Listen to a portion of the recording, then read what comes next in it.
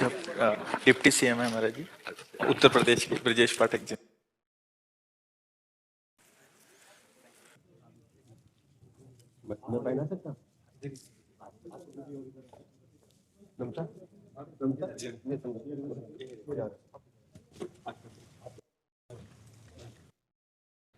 हमारा मनुष्य जन्म केवल भगवत प्राप्ति के लिए हुआ है। दुर्लभो मानुषो देहो, शास्त्रों में जो दुर्लभता कही गई है वो इसलिए कही गई, साधन धाम मोक्ष कर द्वारा पाई न जे परलोक सम्हारा, शो परत्र दुख पावई सिर धुनि धुनि पछताए, काले कर्मे ईश्वर मिथ्या दोष लगाए। अब भगवत प्राप्ति कैसे होगी?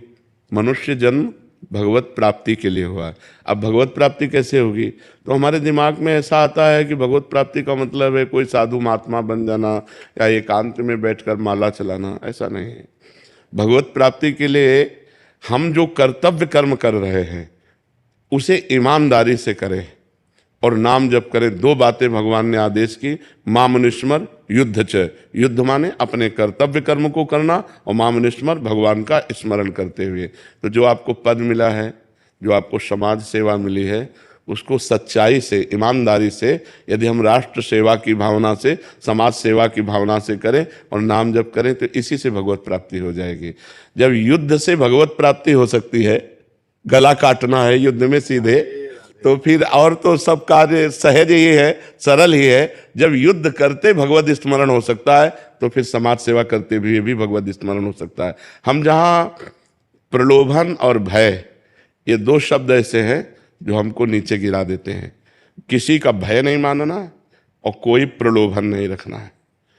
जो विधान मेरे प्रभु ने रच दिया है वो वही विधान भगवान जो करते हैं, उसके विपरीत किसी की ताकत नहीं कि एक रोम भी उखाड़ सके।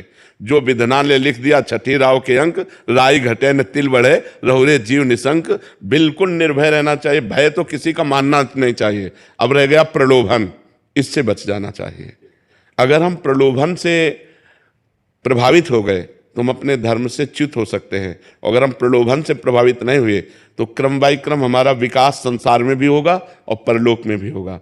जो पद है उस पद से आगे भी भगवान सेवा देंगे, क्योंकि ये अंतिम पद तो नहीं है ना, इसके आगे भी पद है। और जो सबसे बड़ा पद है वो है परम पद, भगवान की प्राप्ति। तो दोनों काम हमारे हो जाएं, संसार की सेवा भी हो जाए और भगवान की भी प्राप्ति हो जाए। और आपको भगवान ने वो दिया, बहुत बड़ी समाज की सेवा का एक पद दिया, एक अधिकार दिया है। आप अपने पद का पालन करते हुए नाम जप करते रहिए जी। आपने जो आशीर्वचन दिया उसके अनुसार हम गुरुदेव काम करेंगे। बिल्कुल, आपकी कृपा बनी रहे, बिहारी जी की कृपा बनी रहे, राधा रानी की कृपा बने, ऐसा आशीर्वाद। और आगे बढ़ो, हमारे भारत की, हमारे समाज की सेवा करो।